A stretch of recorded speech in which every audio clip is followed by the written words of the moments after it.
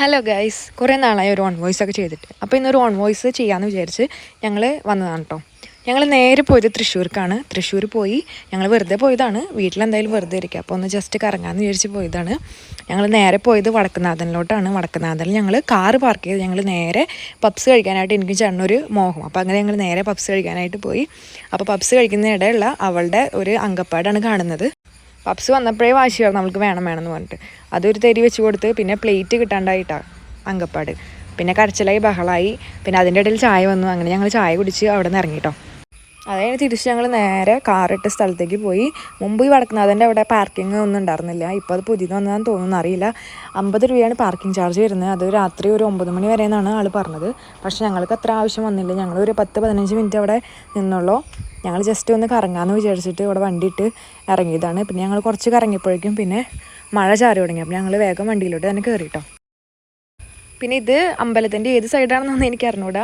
ഞങ്ങൾ അവിടെ പോയി നല്ലൊരു വ്യൂ ആണെന്ന് തോന്നി. അപ്പോൾ അവിടെ പോയി ഞങ്ങൾ കുറച്ച് വീഡിയോ എടുത്തു, കുറച്ച് ഫോട്ടോ ഒക്കെ എടുത്തു കേട്ടോ. പിന്നെ വാവക്കുട്ടിക്കാണെങ്കിൽ ഭയങ്കര സന്തോഷമായി. അവൾക്കാണെങ്കിൽ ഈ കാറിൻ്റെ ഉള്ളിൽ ഇങ്ങനെ കുറേ നേരം അടച്ചിരിക്കുന്നൊന്നും ഇഷ്ടമല്ല.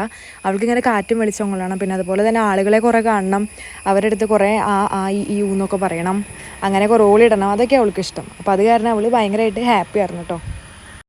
പിന്നെ ഞങ്ങൾ അവിടെ എത്തിയപ്പോൾ നല്ലൊരു ക്ലൈമറ്റ് ആയിരുന്നു. കാരണം വെയിലുണ്ടായിരുന്നില്ല, പിന്നെ അതുപോലെ തന്നെ മഴയുണ്ടായിരുന്നില്ല.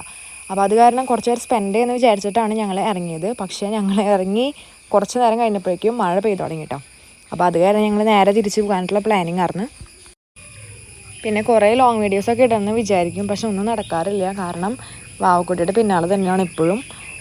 അവളുടെ ഈ പ്രായം അതാണല്ലോ. അപ്പോൾ അത് കാരണം അതിൻ്റെ ഒരു തിരക്കിൽ ഇപ്പോൾ ലോങ് വീഡിയോസൊന്നും എടുക്കാനേ പറ്റാറില്ല. പിന്നെ മുമ്പത്തെ കുറച്ച് ലോങ് വീഡിയോസൊക്കെ എടുത്ത് വെച്ചിട്ടുണ്ട്, അത് എഡിറ്റ് പോലും ചെയ്തിട്ടില്ല, അങ്ങനെ തന്നെ ഇരിപ്പാണ്.